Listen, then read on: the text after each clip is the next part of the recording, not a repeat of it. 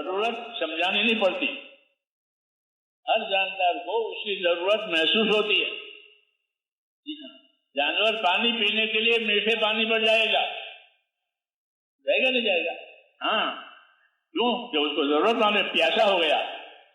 تو جاندار کو ضرورت محسوس ہوتی ہے، بتانے کی ضرورت نہیں پڑتی۔ پیاسا ہو گیا، بھوکا ہو گیا، بیمار ہو گیا،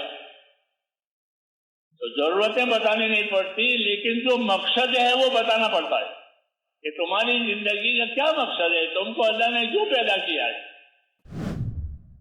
اس لیے نبی ضرورتوں سے زیادہ بحث نہیں کرتے، لیکن جو زندگی کا مقصد ہے اس سے بحث کرتے ہیں کہ یاد رکھو تمہاری زندگی کا ایک مقصد ہے، تم کو ایک کام کے لیے پیدا کیا ہے۔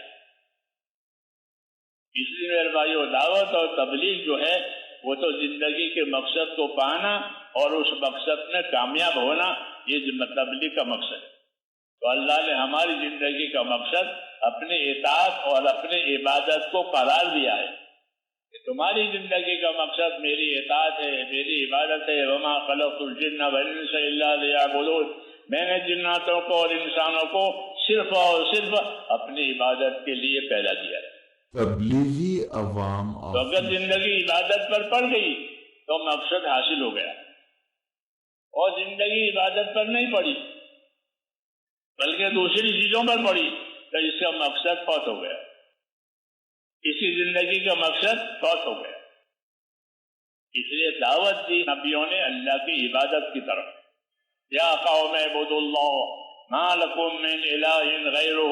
ہر نبی کی ایک ہی آواز ہوتی تھی، یا قوم اعبدوا اللہ، اے میرے قوم ایک اللہ کی عبادت کرو، ایک اللہ کے بندے بنو، تمہارے لیے کوئی دوسرا کام بنانے والا خدا نہیں ہے، ایک ہی خدا ہے جو تمہارا کام بنا دے گا، اس لیے تم اس کی عبادت کرو۔ تو یہ عبادت زندگی کا مقصد ہے۔ اس لیے حضور صلی اللہ علیہ وسلم نے معاذ سے پوچھا کہ جانتے ہو اللہ کا کیا حق ہے؟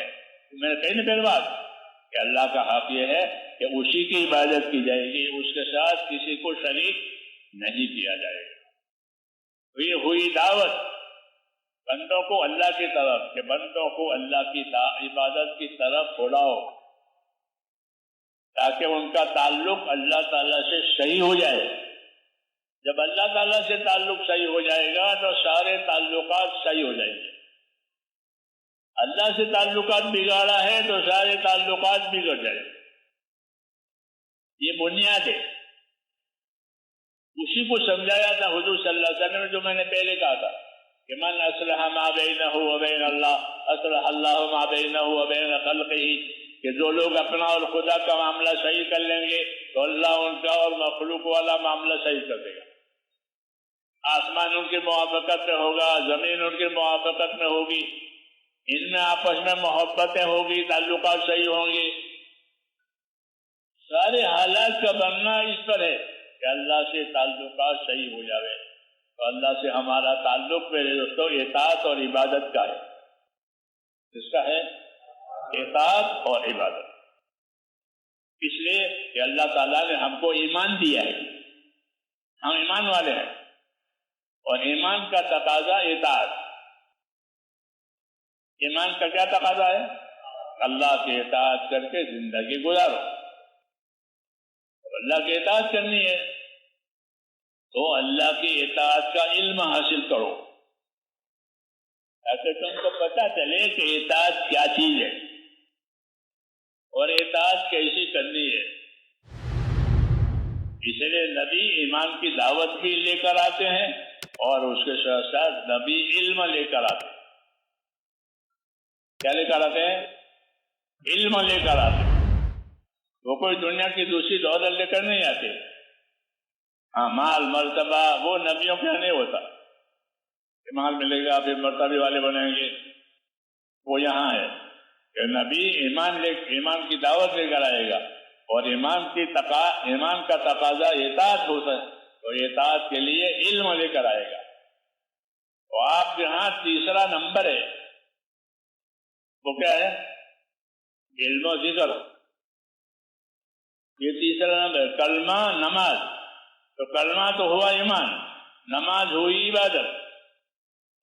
اس عبادت اور ایمان کو صحیح کرنے کے لیے علم ہے. علم جو نہ سیکھے وہ جاہل ہے. جہالت کی مثال ایسی ہے جیسے نابینا. تو علم نہیں ہوگا تو وہ اپنے دین کے کاموں میں نابینا ہوگا. دنیا کے کاموں میں نہیں، دین کے کاموں میں نابینا ہوگا، یعنی جاہل ہوگا. تو جہالت کا کیا نتیجہ ہے؟ کہ جہالت کا نتیجہ جہنم ہے. جہالت کہاں لے جائے گی؟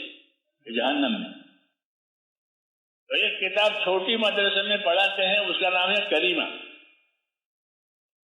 تو کریمہ میں یہ شعر ہے کہ سر انجام جاہل جہنم بود، کہ جاہل میں کو عاقبت کم بود. کہ جاہل کا نتیجہ جہنم ہے. کیوں؟ کہ اس کے کاموں کے نتیجے اچھے نہیں ہوتے، وہ جاہل ہے. نہ کرنے کی کرے اور کرنے کی نہ کرے، جاہل ہے. اس لیے جہالت جہنم میں لے جاتی ہے. جہالت جہنم میں لے جاتی ہے. اس لیے نبی آتا ہے تو لوگوں کو جہالت میں سے نکالتا ہے. اس میں سے تو وہ علم و ذکر جہالت کا علاج ہے. تیسرا نمبر ہوا نا. اس لیے ہماری شریعت میں، ہمارے دین میں، ہمارے نبی نے یہ فرمایا کہ دین کا علم سیکھنا ہر مسلمان مرد عورت پر فرض ہے. کہ دین کا علم سیکھو. تمہاری جو حالت ہو اس حالت کا علم سیکھو.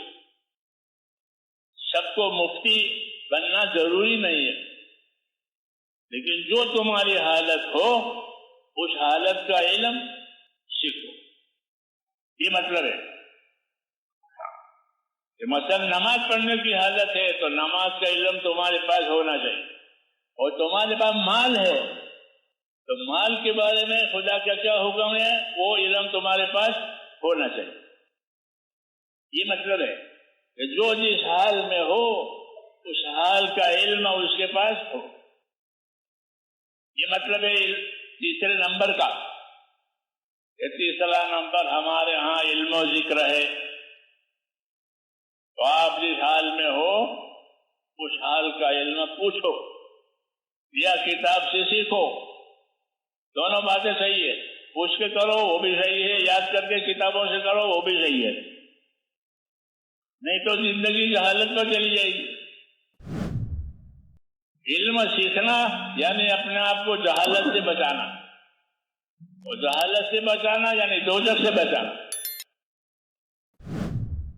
پھر اللہ نے علم کی دو قسمیں بنائی ہیں. علم کی دو قسمیں، ایک فضائل کا علم، ایک مسائل کا علم. فضیلت کا علم ہر مسلمان کو جاننا ضروری ہے تاکہ وہ اپنے عمل کی فضیلت اور قیمت جانے. سمجھ نہیں بات؟ اگر فضیلت کا علم نہیں ہوگا تو عمل کرے گا اور عمل کی قیمت اس کو نہیں معلوم ہے. اس لیے میرے بھائیو اللہ تعالیٰ نے رسولوں کو بھیج کر ہماری رہبری کی ہے کہ اپنی صلاحیتوں کو حق پر لگاؤ، ایمان پر لگاؤ. ایمان زندگیوں میں آئے اور ایمان دنیا میں پھیلے. لوگوں کا تعلق اللہ تعالیٰ کے ساتھ ہو جائے اور اللہ تعالیٰ کا تعلق پیدا کر کے لوگ اللہ کی عبادت کریں. اور اس کا راستہ کیا ہے کہ اللہ کا یقین، ایمان اور اپنے اندر تقویٰ اور پرہیزگاری اور پابندی پیدا کر دیا کہ اللہ کے اطاعت پر زندگی گزرے اور اللہ کے نافرمانیوں سے بچے. اللہ کے نافرمانیوں سے بچے.